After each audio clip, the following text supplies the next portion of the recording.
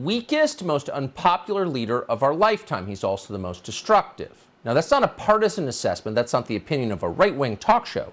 That is the view of the overwhelming majority of American voters.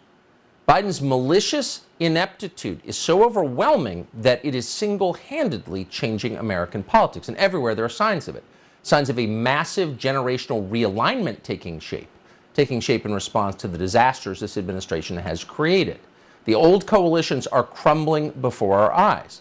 Suddenly we're seeing Hispanic voters, African and Middle Eastern immigrants, as well as huge numbers of American-born young men, all running at remarkable speed from Joe Biden and the anti-human corporate neoliberalism he represents.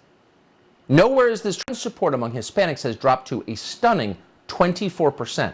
That's the lowest among any ethnic group in America. Last week, a candidate called Mayra Flores soundly defeated incumbent Philemon Vela in a special election in the Rio Grande Valley. It was the first time that district has gone Republican in more than 100 years. Later in the show, we're going to speak to Flores about her win and what it means. Roughly 9 out of 10 black voters supported Joe Biden in the 2020 election. Since then, less than 2 years, Biden's approval rating among African Americans has dropped by 20 percentage points, and the same is true with Asian voters.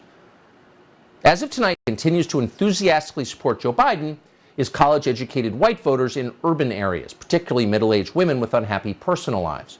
If you've got more than 3 cats and an NPR tote bag and wear a mask alone in the car, you are all in. Everyone else is running away. Effect C is noticed.